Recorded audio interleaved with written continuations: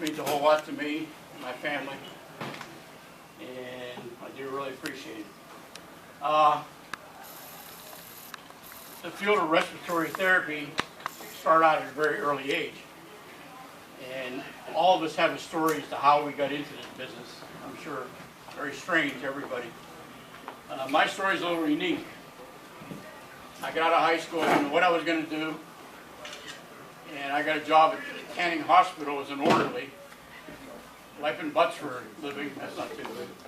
Sorry about that. I was 18 years Wait a old, second. I think there's and I somebody said to behind. myself, I got to find something better. And I was thinking about going to x-ray school. We had a lot of good-looking girls in x-ray school. And we had a doctor came from Presby who had been his surgical resident, and none of you know him, I'm sure. And he came to Canning Hospital, and him and I were talking one day, and he says, "What are you going to do?" And I said, "Well, I don't really know." He said, "They got a new thing in Presby, set up by Dr. Peter Saffer, the anesthesiologist. Some of you may know the name. And he's setting up an inhalation therapy, they called it. And I didn't know what the hell he's even talking about. And I said, "Really?" He said, "It's going to go by leaps and bounds." And I said, "Okay." So I got the address, I applied. In 1965, I went to Presby School of Inhalation Therapy. At the end of that year, I stayed at Presby as a staff therapist starting in 1966. And in March of 68, well, I have to back up a little bit. In 66, my boss was Bell Eros. He was here somewhere, back here. And he was the director of respiratory care. And him and I worked together for a long, long time, like 23 years.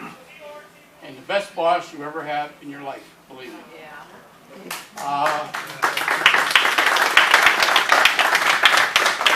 I started in 66. I worked till March of 68, and I got wooed away to West Penn Hospital. They were setting up a program for respiratory therapy, and they needed an instructor, and they conned me into going over there. Nice job, 5 days a week. And I stayed there, and in July, Bella calls me, and he said his chief therapist at the time had left and gone away. He wanted me to come back. And I said, wow, that was like home. Presby is my home. And it's a big opportunity. And I talked to personnel. We fought about salary a little bit, but I wanted the job bad. And I came back in July of 68. And I stayed there for 49 years. 68 was a pretty special year for me. I came back to Presby in July. In September, Presby did the first heart transplant done on the East Coast of the United States. Some of you may know that, some of you may not. We did a heart transplant on a guy named Ben Analik. He lived in Squirrel Hill. He was, Dr. Bonson was the doctor who did the surgery. Some of you may know his name. And it was a big deal. And they wanted to restrict how many people would be around this patient. He was all isolated, big plastic over the walls and everything, very crazy down in the CTICU. And so I was chosen to be the therapist to take care of this patient. And we went in on a Saturday afternoon. My fiance and I, Gwen, were on our way to a wedding of a friend of hers when I got the call, "It's going to go today." So I went to the hospital about 3 o'clock, and I stayed with this patient till Monday morning. He was on an Emerson ventilator. For those old timers know what an Emerson ventilator looks like. And I was determined that this man was not going to have a respiratory issue. If he's going to die, he's going to die from some other reason. And I checked that ventilator every 10 minutes for 2 days. Okay? Never left his bedside. He was extubated. He lived about a year. He did die. And there is a program up here. Some of you might have had a chance. I copied everything that was in the newspaper about the heart transplant program. And that was a big deal back then. Also in 68, I met this lovely lady sitting on the corner over here. She was a student nurse. She chased me. She'll admit to that.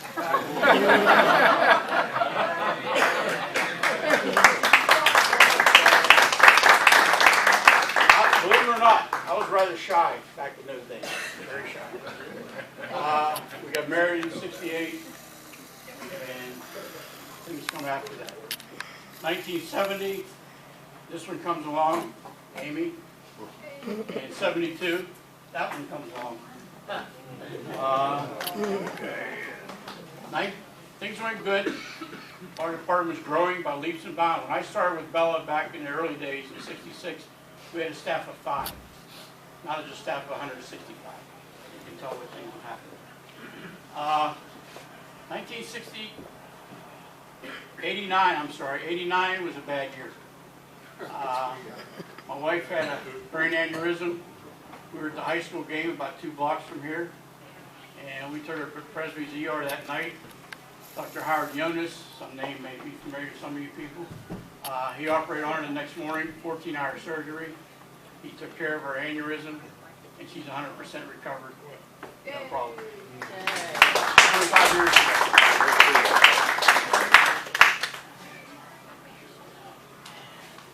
1990 was interesting. UPMC was taking over. Things were changing. I got called into the office one day. He said, your job has been eliminated. I've been an assistant director for 23 years, and now there's no job. You can either leave or go back to staff. Well, I had kids in college, so I needed to go back to staff. So I joined the liver team, which I spent 25 years on the liver team. A lot of good people, a lot of good things. And in I don't know the exact year, it was either 92, 93, somewhere in there, there was a donors for livers were very short.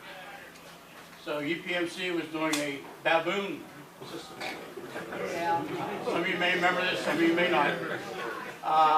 They were approved to do some baboon liver transplants. And I was lucky enough to be on 2 nights when they did 2 liver baboon transplants.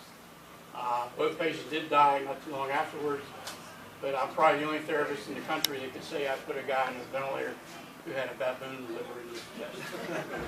I had 2 of them. Things went good. I enjoyed the liver team, no problems. A lot of good people, a lot of good nurses, doctors, what have you. 2014, which is last few months ago, I came down with prostate cancer, very early stages. And my doctor said we can do surgery and cut it off. That's what we did. And I was going to come back to work. Those of you who know me, you know I was going to come back to work. But there were a few cells left, which I guess is very common. And he said we're going to do radiation. 39 radiation treatments. Not hard. You just lay on a table and the machine goes zip, zip, zip, and you're done. But it takes like 5 minutes. But at that point, it's going into winter. I waited out here for the trolley to go to town, 0 degrees. I said, that's a bunch of bullshit. I did 49 years. I wanted to go 50. I didn't make 50. Made 49. But it was the time to go. And now I'm very healthy. I had no side effects from the radiation treatment. Now I spend my time with 4 grandsons. Youngest one's here. That's Tyler. Thomas, I don't know where he's right behind. He's on his computer, my computer geek. And then Alex and Austin are sitting over here. And I have 4 grandkids, and these are the kids that take up my time now. And I'm very happy with. I have nothing to regret. 49 years, UPMC, they treated me well. But it was time to go. And I appreciate everybody coming tonight. And eat up the food, because I don't want to take all this food home. Bartender's still available.